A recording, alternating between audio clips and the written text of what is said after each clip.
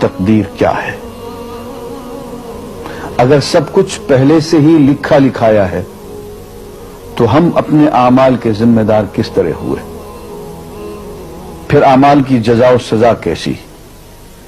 پھر جنت و دوزخ کے کیا معنی؟ وضاحت فرمائے۔ بھئی سچی بات یہ ہے کہ اس سوال نے ایک عرصے تک مجھے بھی ستائے رکھا،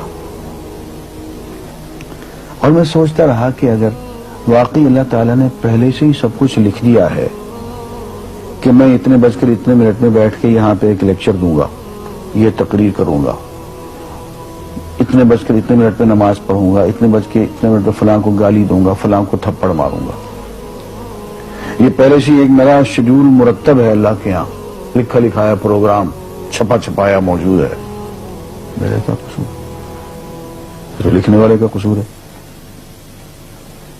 بات تو خطرناک ہے نا، بات تو خطرناک ہے نا۔ تقدیر کیا ہے؟ عربی میں اس کے لیے ایک لفظ لکھا جاتا ہے دینی کتابوں میں، علم اللہ السابق، اللہ کا علم جو پہلے سے اسے حاصل ہے۔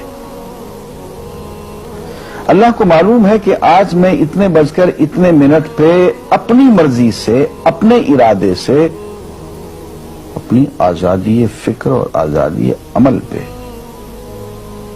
عمل سے کام لیتے ہوئے یہ کام کروں گا۔ اب بھائی کام تو میں اپنی مرضی سے کر رہا ہوں، اپنی آزادی سے، اپنے ارادے سے کر رہا ہوں، لیکن اتنی سی بات تو مانو کہ اللہ تعالیٰ علام الغیوب ہے، علیم بذات الصدور ہے۔ مجھے اپنے بارے میں پتہ نہیں ہے کہ کل 10:10 پہ میں کیا کروں گا، اس کو پتا ہے۔ مجھے اپنے بارے میں پتہ نہیں ہے کہ میں 10 سال کے بعد کہاں ہوں گا، کیا کر رہا ہوں گا، فلاں بج کے فلاں منٹ، اس کو پتا ہے۔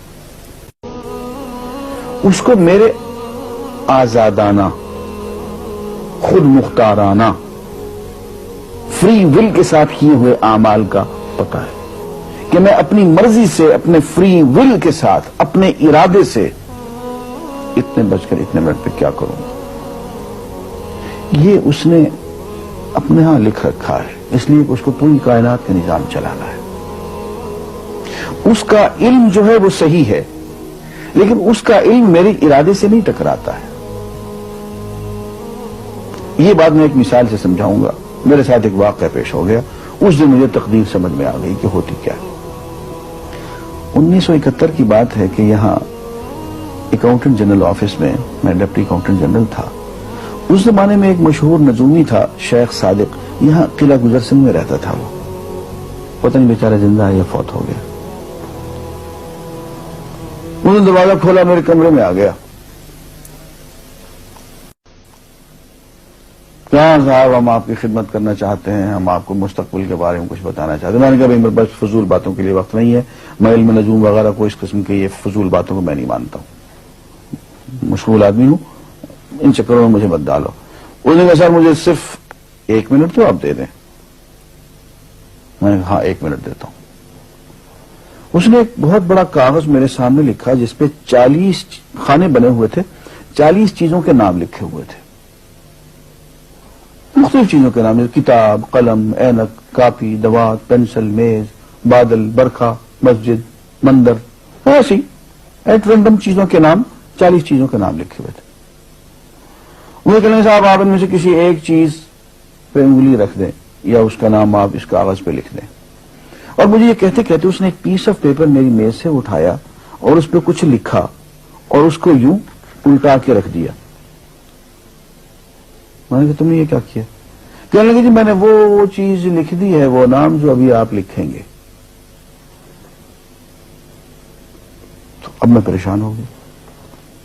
تماشا کی بات ہے نا کہ جو چیز میں سوچ سوچ کے اپنے ارادے سے، اپنی مرضی سے ابھی لکھوں گا، اس نے پہلے جو لکھ کے وہاں رکھ چھوڑ دیے میرے سامنے۔ اب میں سوچ میں پڑ گیا کہ یار وہ چیز لکھوں جو اس نے نہ لکھی ہو، کبھی میں اس کا ارادہ کروں، کبھی اس کا ارادہ کروں، اب تنگ آ کے آخر میں نے کسی ایک چیز کو لکھ دیا کہ میری یہ ہے۔ اس نے جب وہ الٹایا تو وہ وہی چیز نکلی۔ اب پتہ نہیں یہ کیا چکر تھا اس کا، خدا ہی جانے۔ کوئی اس کا علم ہوگا، کوئی فن ہوگا، کوئی تک بازی ہوگی، تک بندی ہوگی کوئی. لیکن اس دن مجھے پتا چلا کہ یار اس کو جو کچھ میں نے لکھا ہے اپنے ارادے سے لکھا ہے، اپنی مرضی سے لکھا ہے، اس سے پابند ہو کے نہیں لکھا. کبھی اس میں انگلی لگاتا تھا، کبھی اس پہ، کبھی اس پہ، آخر چن کے ایک لکھا میں نے.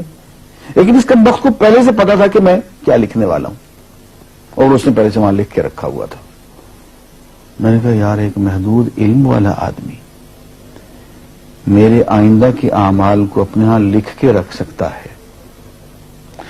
چن کے وہ عمل میں اپنی مرضی سے کر رہا ہوں، اپنے ارادے سے کر رہا ہوں، کوئی مجبوری نہیں ہے اس میں. لیکن وہ میری مرضی والا عمل، میرے اپنے ارادے سے کیا ہوا عمل، پوری آزادی کے ساتھ کیا ہوا عمل، اس نے پہلے سے اپنے یہاں لکھ کے رکھا ہوا. یار اگر یہ انسان کر سکتا ہے تو رحمان کیوں نہیں کر سکتا؟ اس نے میرے سارے اعمال جو میں آئندہ چل کے کرنے والا ہوں، وہ سارے کے سارے اعمال اس نے اپنے یہاں لکھ کے رکھے ہیں. اس کو انتظام کرنا ہے، میرے رزق کا انتظام بھی کرنا ہے، آگے میری زندگی، میری موت، میری قبر میں اکوموڈیشن کا پتہ نہیں کہاں کا میرے اس نے انتظامات کرنے ہیں. تو میرے بارے میں اس نے سارا ڈیٹا کلیکٹ کر کے رکھا ہوا ہے اپنی انفارمیشن کے لیے کہ یہ اپنی مرضی سے کیا کیا کچھ کرے گا. تو اس کے لکھے ہوئے ہونے سے میری مرضی ختم نہیں ہوتی، میری ذمہ داری ختم نہیں ہوتی، میرا ارادہ، میری فری ول ختم نہیں ہوتی. یہی وجہ ہے کہ ہم جو اعمال کرتے ہیں اس میں سے اللہ تعالیٰ اس کی کچھ ذمہ داری ہم پہ ضرور ہوتی ہے. کچھ کام اللہ تعالیٰ کا ایک نظام ہے، اس میں شاید ہماری ذمہ داری نہ ہو، وہاں جبر ہو. لیکن کچھ اعمال ایسے ہیں جن میں خالصتاً ہمیں آزادی حاصل ہے، ہمیں اختیار حاصل ہے، ہم ان کے ذمہ دار ہیں، ہمیں ان پہ جزا ملے گی، ہمیں ان پہ سزا ملے گی، اللہ تعالیٰ بچائے. اور جزا ملے گی تو جنت ہوگی، سزا ملے گی تو دوزخ ہوگی. لیکن آزادی عمل اور ارادہ ضرور ہے. یہ الگ بات ہے کہ اللہ تعالیٰ کو پہلے سے ہی معلوم ہے کہ ہم اپنے ارادے سے اور اپنی آزادی اور اپنی مرضی سے ہم آج اور کل اور پرسوں اور سال بھر کے بعد اور 10-20 سال کے بعد ہم کیا کیا کریں گے اس کے ہاں لکھا ہوا ہے. وَعِندَهُ عِلْمُ الْكِتَابِ، اس کے ہاں سب کچھ لکھا ہوا ہے. لیکن ہم جو کرتے ہیں اپنے ارادے سے کرتے ہیں اور اس کے ذمہ دار ہیں. وآخر دعوانا الحمدللہ رب العالمین.